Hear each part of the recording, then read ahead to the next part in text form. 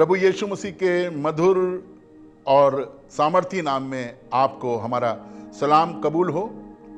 हमें आशा है कि हर बार आप प्रभु के वचन से आशीष को प्राप्त कर रहे हैं। आपके कमेंट्स हमको हमेशा मिलते रहते हैं, हम आपके बहुत ही आभारी हैं। एक बार फिर आपका ध्यान मत्ती 5 अध्याय उसके 9 पद की ओर खींचना मांगता हूं, जहां पर इस प्रकार से लिखा है, अब तो आपको आयत याद ही हो गई होगी। धन्य हैं वे जो मेल कराने वाले हैं, क्योंकि वे परमेश्वर के पुत्र कहलाएंगे। आज संदेश का आरंभ मैं यूहन्ना 8 अध्याय से करना चाह रहा हूं। यूहन्ना 8 अध्याय और उसके 37 पद में यीशु मसीह कुछ लोगों से बात कर रहे हैं, और जिन लोगों से बात कर रहे हैं उन्हें उनकी पहचान के विषय में बता रहे हैं। और वो कह रहे हैं, मैं जानता हूं कि तुम अब्राहम के वंश से हो, तो भी मेरा वचन तुम में बना नहीं रहता। यीशु मसीह पहचान रहा है, यीशु मसीह बता रहा है कि मुझे मालूम है कि तुम अब्राहम के वंश से हो। हमें उसको यह बताने की जरूरत नहीं है कि हम कौन हैं, क्योंकि वो सब कुछ जानता है हमारे बारे में। लेकिन एक बात वो कहना मांग रहा है कि तुम अब्राहम के वंश से तो हो, लेकिन मेरा वचन तुम्हारे अंदर बना नहीं रहता। अब्राहम के वंश से यीशु मसीह भी है, और वो एक तुलना कर रहा है। कह रहा है, मैं तो वही कहता हूं जो अपने पिता को करते हुए देखता हूं, जो इसकी इच्छा है मैं उसके अनुसार करता हूं, पर तुम्हारे साथ में ये वाली बात लागू नहीं होती है। मैं आगे पढ़ना मांगता हूं। 39 पद है, यहां लिखा है, उन्होंने उसको उत्तर दिया, हमारा पिता तो अब्राहम है। हम मसीही हैं, हम परमेश्वर पर विश्वास करते हैं, हम प्रभु यीशु मसीह को फॉलो करते हैं। इसमें कोई दो राय नहीं है, इसमें कोई संदेह की बात नहीं है अगर हम अपने आप को मसीही कहते हैं तो। लेकिन कहीं ना कहीं जो हम कह रहे हैं और जो हम कर रहे हैं उसमें जमीन और आसमान का अंतर है। तो यीशु मसीह फिर आगे बता रहे हैं। यीशु ने उनसे कहा, यदि तुम अब्राहम की संतान होते तो अब्राहम के समान काम करते, परंतु अब तुम मुझ जैसे मनुष्य को मार डालना चाहते हो, जिसने तुम्हें सत्य का वचन बताया जो परमेश्वर से सुना। ऐसा तो अब्राहम ने नहीं किया। आगे आप पढ़ेंगे तो यीशु मसीह उनसे बात करते करते कहता है, तुम अपने पिता इब्लीस से हो, तुम अपने पिता शैतान से हो, और उसी की अभिलाषा पूरी करते हो। प्रभु यीशु मसीह दो तरह के जीवन प्रभु के लोगों में देख रहा है और उनसे बात कर रहा है। मुझे आपके बारे में नहीं मालूम, मुझे अपने बारे में मालूम है कि कभी कभी ऐसा अनुभव मैं करता हूं, कभी कभी ऐसा अनुभव आप भी करते होंगे कि हम मुंह से कुछ कह रहे हैं, लेकिन हमारे काम हमारे विरुद्ध गवाही दे रहे हैं। मैं चाहता हूं कि मेरे साथ एक पद पढ़ें जहां पर इस प्रकार लिखा हुआ है। मत्ती 3 अध्याय है और उसका 7वां पद है। जब उसने बहुत से फरीसियों और सदूकियों को लिखा है, जब उसने बहुत से फरीसियों को और सदूकियों को बपतिस्मा के लिए अपने पास आते हुए देखा। इन्होंने यूहन्ना बपतिस्मा देने वाले के संदेश को मान लिया था। यूहन्ना बपतिस्मा देने वाला जो इनसे कह रहा था, ये उसी के अनुसार आ रहे थे। तो जब यूहन्ना बपतिस्मा देने वाले ने इनको देखा कि ये आ रहे हैं, ये फरीसी हैं, ये सदूकी हैं, परमेश्वर पर भरोसा करने वाले लोग हैं, परमेश्वर को मानने वाले लोग हैं, लोगों को परमेश्वर के बारे में सिखाने वाले लोग हैं, मूसा की व्यवस्था के अनुसार चलने वाले लोग हैं। जब यूहन्ना बपतिस्मा देने वाला इनको अपने करीब आते देखता है कि ये आकर बपतिस्मा लेंगे, तो यूहन्ना बपतिस्मा देने वाला इनकी पहचान कुछ इस तरह से बताता है। सुनिए। तो उनसे कहा, हे सांप के बच्चों, हे सांप के बच्चों, तुम्हें किसने जता दिया कि आने वाले क्रोध से भागो, आने वाले न्याय से भागो। तुम सांप के बच्चे हो। कहने का अर्थ यह है कि तुम जो कहते हो उसके अनुसार नहीं करते हो। दूसरों से तो तुम काम कराते हो, लेकिन स्वयं नहीं करते हो। बड़े बड़े बोझ को, जिसे तुम अपनी तर्जनी उंगली से छूना नहीं मांगते हो, उसे लोगों पर लाद देते हो, क्योंकि तुम्हारी कथनी में और करनी में फर्क है।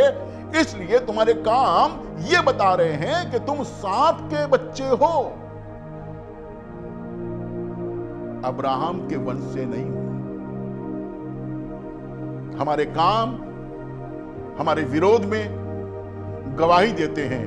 हमें सावधान रहने की जरूरत है कि हमारी पहचान जो प्रभु ने दी है, जो परमेश्वर ने दी है, उसे किसी तरह से हम बदलने मत दें। हम अपनी पहचान को कायम रखें, और कायम रखने का तरीका यह है कि जो प्रभु कह रहा है, जो परमेश्वर का वचन कह रहा है, हम उसे माने, उसके अनुसार करें।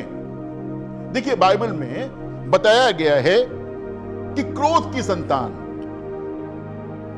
आज्ञा ना मानने वालों की संतान, अधर्म और पाप की संतान, सांपों और करेतों की संतान, अंधकार की संतान, शाप की संतान, संताप की संतान, यह बताया गया है। और यह उन लोगों के लिए कहा गया है जिन्होंने परमेश्वर पर विश्वास किया था। पहचान कहीं खो गई है, किसी ने हमारी पहचान को मिटा दिया है, किसी ने हमारी पहचान को बदल डाला है। किसी ने मुझे एक कहानी सुनाई कि किसी आर्टिस्ट ने किसी आदमी जो बड़ा हैंडसम था, उसको देख करके यीशु मसीह की तस्वीर बनाई, पोर्ट्रेट बनाया, और कुछ समय के बाद में उसने सोचा कि अब मैं शैतान का पोर्ट्रेट बनाऊंगा। और जब वो बाहर निकला, ढूंढ रहा था, तो उसे गंदा सा आदमी दिखाई पड़ा जिसकी शक्ल शैतान से मिलती थी, और वो उसे लेकर के अपने स्टूडियो में आया और कहा, भाई मुझे एक तस्वीर बनानी है, शैतान की तस्वीर बनानी है, और तुम मेरी मदद करो।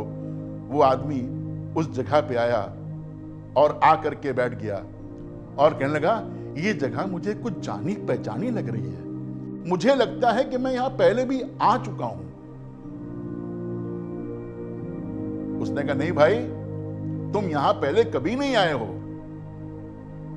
तो उसने जवाब दिया, मुझे याद आ रहा है, मैं आ चुका हूं। उस समय मैं बहुत हैंडसम हुआ करता था, और तब तुमने तस्वीर बनाई थी, यीशु मसीह का पोर्ट्रेट मेरे हैंडसम पन पे ढाल के बनाया था। उस आदमी की आंखों में आंसू आ गए कि जिसकी शक्ल यीशु मसीह से मिल रही थी और जिसके पर्सनैलिटी के आधार पर यीशु मसीह की तस्वीर मैंने बनाई थी, आज वही आदमी मेरे स्टूडियो में बैठा हुआ है जिसकी शक्ल शैतान से मिल रही है। इतना बदल जाते हैं, इतना खराब चेहरा हम कर लेते हैं, हम अपने पुत्र होने के पद को भूल जाते हैं। आदम के 2 पुत्रों का जिक्र किया गया है। एक पुत्र का नाम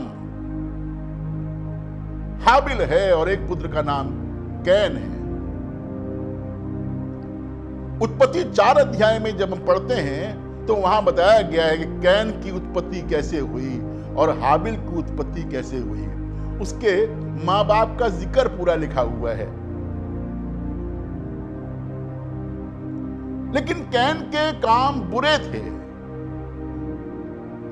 वो भलाई करना नहीं सीख पाया था। आराधना करते समय भी उसका चेहरा बिगड़ गया था, गुस्सा आ गया था। प्रभु ने स्वयं कहा, तेरा चेहरा क्यों बिगड़ा? इसका मतलब जैसा प्रभु ने बनाया था चेहरा वैसा नहीं था, चेहरा किसी कारण से बिगड़ गया था। पहला यूहन्ना 3 अध्याय उसका 11 और 12 पद में जब कैन का जिक्र किया जाता है, पढ़े मेहरबानी से कि क्या जिक्र है। क्योंकि जो समाचार तुमने आरंभ से सुना, क्योंकि जो समाचार तुमने आरंभ से सुना वो ये है कि हम एक दूसरे से प्रेम रखें, कि हम एक दूसरे से प्रेम रखें और कैन के समान ना बने, और कैन के समान ना बने जो उस दुष्ट से था, जो उस दुष्ट से था। उत्पत्ति में माता पिता का वर्णन किया गया है कि कौन इसके माता पिता थे, लेकिन नए नियम में जब यूहन्ना इसके बारे में लिख रहा है तो बता रहा है इसकी पहचान इतनी बदल गई थी कि कहा गया है ये उस दुष्ट से अर्थात शैतान से था।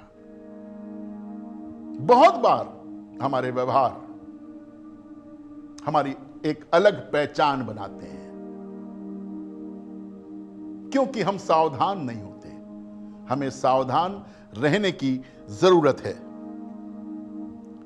एक उदाहरण देना मांगता हूं जो एक धनी व्यक्ति का है और एक गरीब व्यक्ति का है। लिखा एक धनी व्यक्ति था जो बड़ी धूमधाम से रहता था, व्यंजनी वस्त्र पहनता था, खाने की कोई कमी नहीं थी, बढ़िया खाना खाता था, धूमधाम से रहता था। लेकिन एक गरीब व्यक्ति था जिसका नाम लाजर था। उसे लोग उसकी डेहड़ी पर लाकर डाल दिया करते थे, क्योंकि जो चूर चार उस धनी व्यक्ति की मेज से गिरता था उसे ये खाकर अपना पेट भरता था। और इसके शरीर पर बहुत घाव थे, कुत्ते आकर के इसके घाव को चाटा करते थे।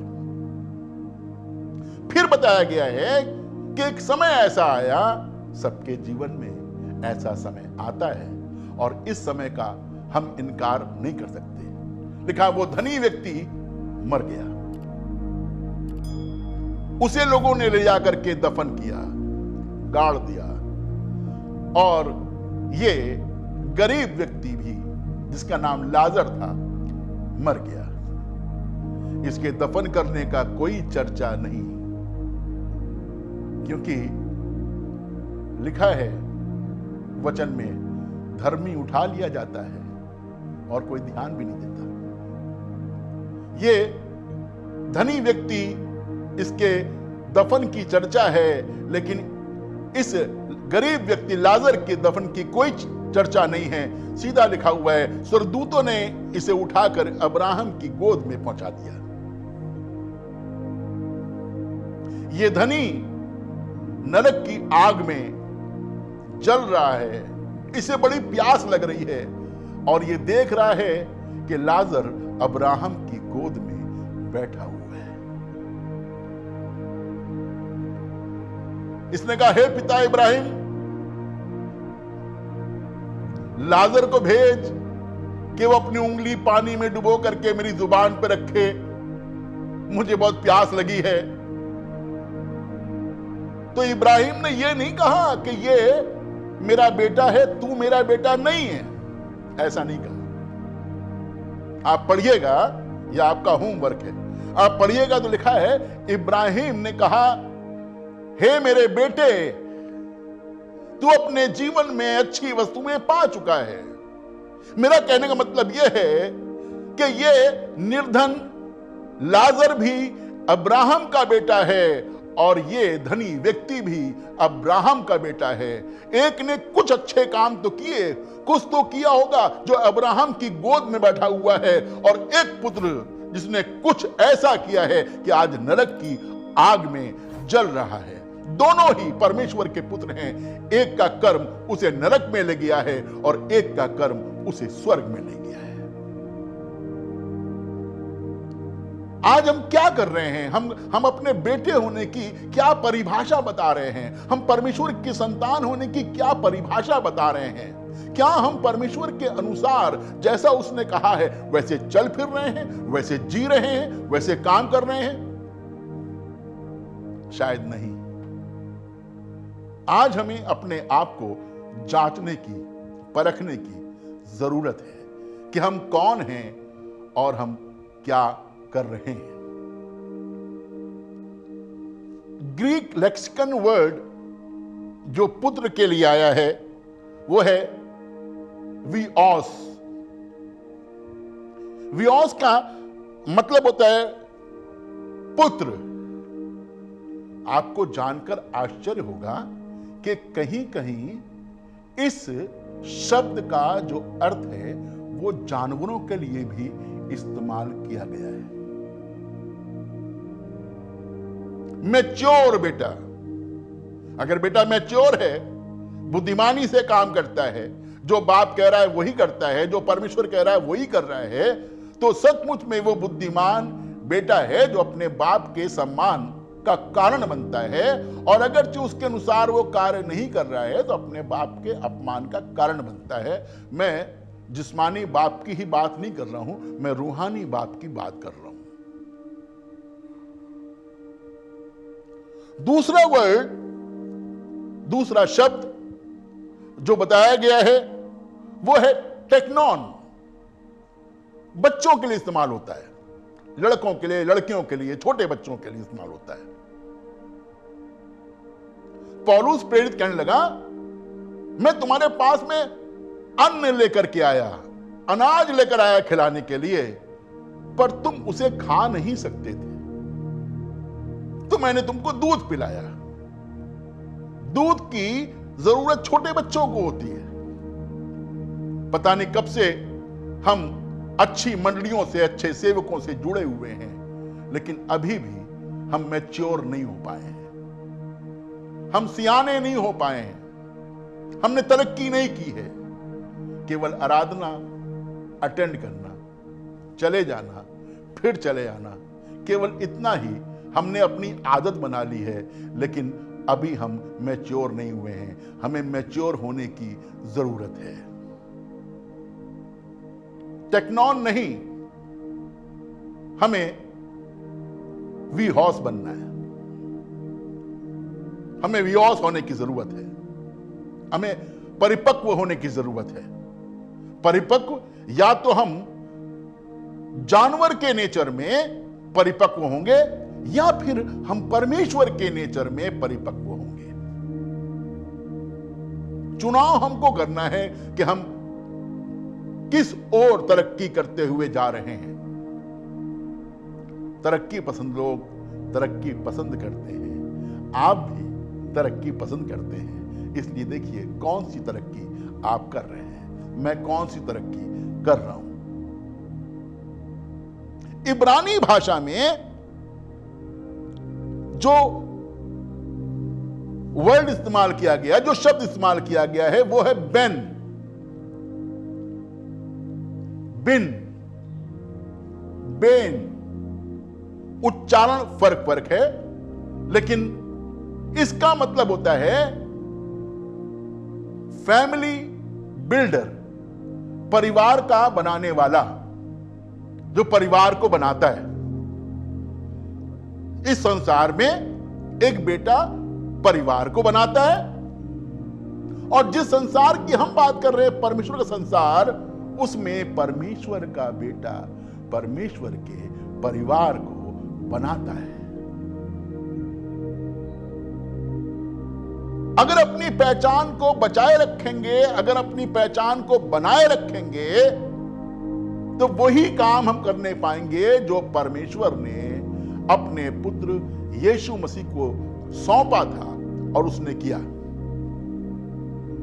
इब्रानियों 10 अध्याय में लिखा हुआ है, तब उसने कहा, देख मैं आ गया हूं, जैसा व्यवस्था में मेरे बारे में लिखा हुआ था कि तेरी इच्छा को पूरी करूं। मुझे और आपको भी परमेश्वर की इच्छा को पूरा करना है। परमेश्वर की इच्छा पूरा करने का मतलब है मेल मिलाप की सेवा को पूरा करना, मेल मिलाप की सेवा को अंजाम देना। मत्ती 5 अध्याय उसका 16 पद हम पढ़ेंगे, जहां ऐसे लिखा है, उसी प्रकार लिखा है उसी प्रकार तुम्हारा उजियाला लिखा है उसी प्रकार तुम्हारा उजियाला मनुष्यों के सामने चमके चमके, कि वे तुम्हारे भले कामों को कि देखकर वो तुम्हारे भले कामों को देखकर तुम्हारे पिता की जो स्वर्ग में है बढ़ाई करे। हमारे ऐसे काम हो जिनके द्वारा परमेश्वर की बड़ाई हो सके। भले काम क्या है? भले काम ये है कि हम उस जगह पे जाएं जहां पर झंझट है, जहां पर लोग आपस में एक राय नहीं है, जहां पर लोग पाप के द्वारा सताए जा रहे हैं। उस जगह पे जाएं जहां परिवार टूट रहे हैं, उन्हें समझाने वाला कोई नहीं है, क्योंकि यीशु मसीह कहता है, मैं ऐसे लोगों को देखता हूं जिनका कोई चरवाहा नहीं है।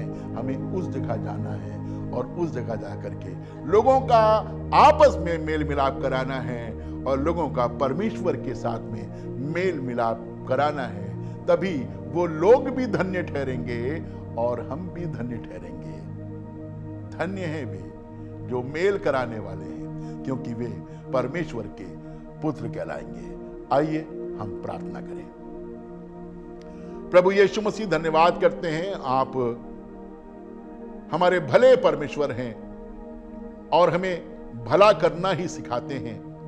और आपके वचन में हमने पढ़ा है, चक्कर देखो परमेश्वर कैसा भला है।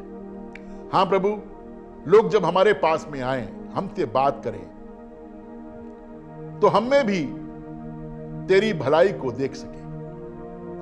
प्रभु, हम पर दया करें ताकि हम आपके अनुसार जीवन को गुजार सकें और जो भलाई हमने आपसे सीखी है वो हम लोगों में बांट सकें, झगड़े दूर करवा सकें, विवादों को हल करा सकें, परेशानियों को हटा सकें, मसलों को सॉल्व कर सकें, ताकि प्रभु